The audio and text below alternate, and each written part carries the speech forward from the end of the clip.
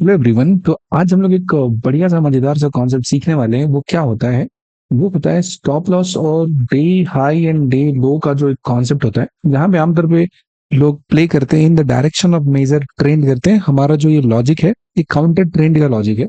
और यहाँ पे पैसे ज्यादा बनते हैं क्योंकि इसमें बहुत लोग ट्रैप होते हैं। आपको एक एग्जांपल बताता हूँ छोटा सा। अब देखोगे प्रीवियस डे स्टॉक क्या हुआ था कि यहाँ से अपना एक बाउंस दिया था, सुबह 10 बजे के आसपास गया था, हाई लगा था, ऐसे बहुत कंटिन्यू पूरे दिन सेलिंग देखने को मिला था। 440 से लगभग 425 तक 15 पॉइंट का सेलिंग मुझे इस स्टॉक में देखने को मिला था। ठीक है, कोई दिक्कत नहीं है। अब क्या होता है हमारे लिए, जो पॉइंट्स है ना, ये बहुत ही क्रुशियल पॉइंट हो जाते हैं, जो हाई और लो। पहली बात की सेलिंग का ट्रेड यहाँ ढूंढना था। This trade was very very easy, क्योंकि आप देखोगे ध्यान से तब को पता चलेगा कि इसी पॉइंट से यहाँ से बार बार सेलिंग मुझे देखने को मिला है। यहाँ से पहली बार सेलिंग, और मतलब सेकंड टाइम सेलिंग हुआ। उसके पहले एक दिन क्या हुआ था, इसी जगह पे गैप डाउन खुला था, तो यहीं से कंटिन्यू फिर सेलिंग हुआ था। एक और पॉइंट हुआ कि इंट्राडे में यहाँ जाके हाई लगाते हैं और इसी जगह से सेलिंग होता है यहाँ पे। ठीक है, और प्रीवियस डे भी क्या हुआ, इसी पर्टिकुलर पॉइंट पे हमारे लिए यहाँ पे एक सेलिंग होना स्टार्ट हो जाता है। यानी कि यहाँ से प्राइस क्या हो रहा है, कंटिन्यूअसली फॉल करना शुरू कर दे रहा है यहीं पे जाने के बाद। It means we can easily see that कि ये जो जोन है इस पर्टिकुलर पॉइंट पे, they act as a good supply. यहाँ पे एक बढ़िया सप्लाई दिया हुआ है, यहाँ पे जा रहा है। ठीक है, कोई दिक्कत नहीं। बट द थिंग इज कि ये कंटिन्यू चलता गया चलता गया। एक जो प्राइस मूव का बेसिक सा नेचर होता है ना, इसको जब आप समझोगे तो आपकी बात समझ में आएगा कि कभी भी कुछ भी चीजें जो हो रही है ना, वो कंटिन्यूअसली एक डायरेक्शन में बहुत टाइम के लिए नहीं हो सकता है। उसको डायरेक्शन चेंज करना ही है। कोई भी, जैसे मान लेते हैं कि कोई फॉल कर रहा है या कोई स्टॉक राइज कर रहा है, तो ये दोनों का दोनों काम एक डायरेक्शन में बहुत बहुत देर के लिए नहीं हो सकता है। उसमें रिवर्सल आना बहुत जरूरी होता है। बिकॉज अगर सोचो एक ही डायरेक्शन में एक ही जैसा चलता रहे तो बहुत कम टाइम में स्टॉक अगर नीचे गिर रहा है तो बहुत ज्यादा गिर जाएगा, ऊपर जा रहा है तो बहुत ज्यादा ऊपर चला जाएगा। ठीक है, तो उस केस में क्या करना होता है हमें कि ये बात समझना होता है कि जो भी चीजें हो रही है यहाँ पे, वो सिंगल डायरेक्शन में कंटिन्यूअसली बहुत बहुत ज्यादा देर के लिए नहीं चल सकता है। Stock has to change the direction of movement, वहां पे इसको बदलना ही पड़ेगा। ठीक है, पहला बात तो ये हो गया। दूसरा एक कॉन्सेप्ट होता है लिक्विडिटी का, यानी कि कहाँ पे जो पेंडिंग ऑर्डर्स है मार्केट में, आमतौर पे इसको ऐसे ही समझिए सिंपल तरीके से, कहाँ पे पेंडिंग ऑर्डर है।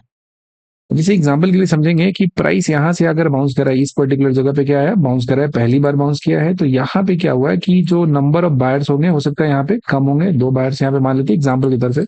फिगरेटिवली हम बात कर रहे हैं यहाँ पे कि हाँ, यहाँ पे दो बायर्स यहाँ पे हमें मिल रहा है। सेकेंड टाइम जब भी प्राइस यहाँ पे पहुंचता है इस पर्टिकुलर जगह पे, तो यहाँ पे जो बायर्स का नंबर होता है, दैट नंबर्स इंक्रीजेस।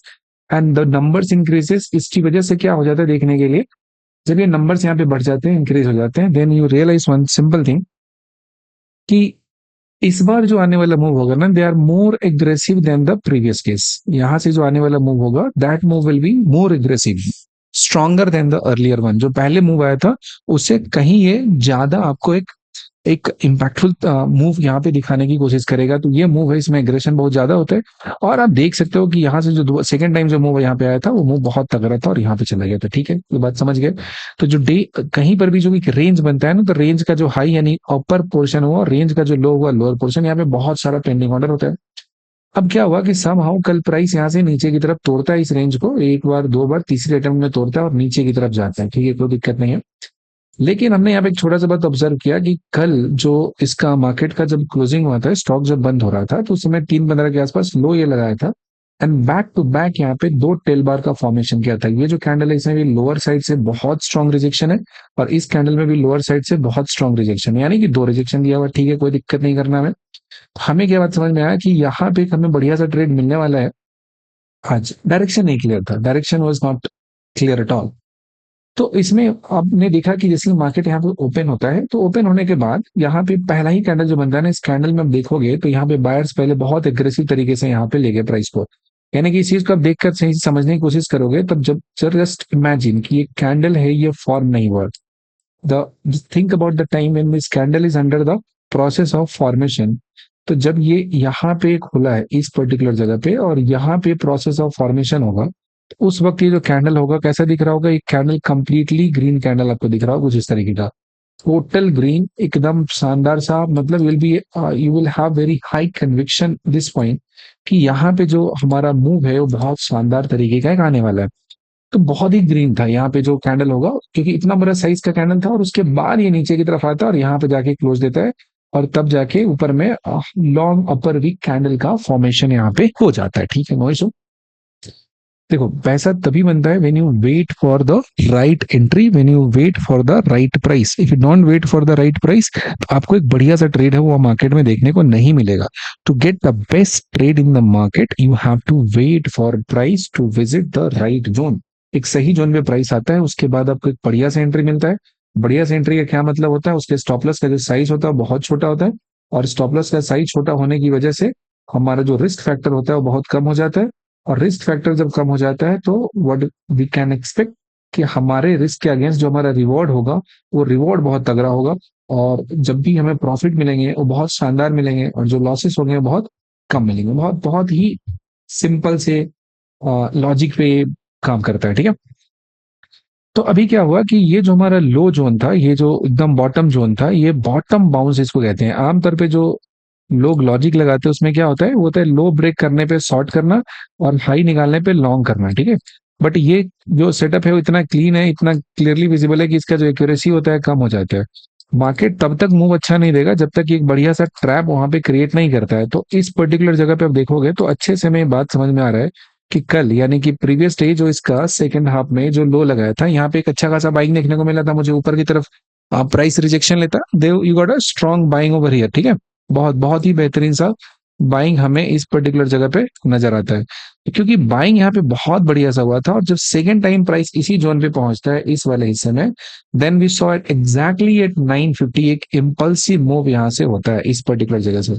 कुछ भी नहीं करना है इसमें, ऐसे केसेस में हमें लॉन्ग ट्रेड प्लान करनी है, क्योंकि कंफर्म हो चुका है यहाँ से कि बाउंस बहुत तगड़ा है। और तगड़ा हुआ तो जैसे ही आप एंट्री प्लान करोगे तो स्टॉप लॉस इसके बिलो हो जाएगा, और टारगेट कहाँ रखोगे? जो लास्ट जहाँ पे क्लोजिंग हुआ इस पर्टिकुलर जगह पे। तब देखोगे तो इसमें जो आपका रेशियो है वो बढ़िया आ जा रहा है। रिस्क रिवॉर्ड रेशियो अगर आप देखोगे तो 2.48 का आ जा रहा है, 3 के नियर बाई में आ रहा है। थोड़ा वेट करके एंट्री करोगे, बहुत इंपल्सिव कैंडल था तो इसमें अगर हम वेट करते हैं, एक और तरीका होता है यहाँ पे स्टॉप लॉस को मिनिमाइज करने का। वो ये होता है कि ये जो कैंडल बना बहुत बड़ा सा, just divide this candle into 3 parts. First half, और ये मिडिल हाफ, और ये हो जाएगा लोअर हाफ हो जाएगा। ठीक है, जब प्राइस इसके नीचे आता है तो वेट करो, और जब लोअर मिडिल हाफ को यहाँ से निकालता है, ये जो हमारा ये लोअर मिडिल हाफ था इसको निकालता है, and then you plan trade at this particular location. तो इसमें आपका क्या होगा कि रिस्क का जो फैक्टर है वो थोड़ा कम हो जाएगा। कैंडल के जस्ट नीचे आप रखो इसका स्टॉप लॉस, और जो आखिरी यहाँ क्लोजिंग हुआ यहाँ पे रखो टारगेट। तो आपका जो रिस्क रिवॉर्ड रेशियो है वो आपका यहाँ पे बढ़ जाएगा, और कितना हो गया? 1:5.4 हो गया। तो it becomes a great trade. ठीक है, लेकिन इसके पीछे का जो लॉजिक था वो क्या था? ये था डे लो बाउंस का स्ट्रेटजी था, कि कैसे डे लो के पास से प्राइस बाउंस करता है and then you get the massive move in a given direction. जो ट्रेड पूरे दिन चलता है, आप देख रहे हो कि मॉर्निंग में लगभग 9:50 में स्टार्ट हुआ और ये टारगेट आपको दे दिया दिन में लगभग 1:50 में, 2 बजे जाके फिर से 2:45 में गया, देन जाके छोटा सा करेक्शन दिया। तो ये वो ट्रेड्स होते हैं जो पूरे दिन चलते हैं, पूरे टाइम आप ट्रेड को होल्ड कर सकते हो और इस ट्रेड में बहुत लंबे समय के लिए बने रह सकते हो। तो ये सिंपल सा आइडिया यूज करके हम लोग बहुत अच्छा खासा पैसा यहाँ पे निकाल सकते हैं मार्केट से।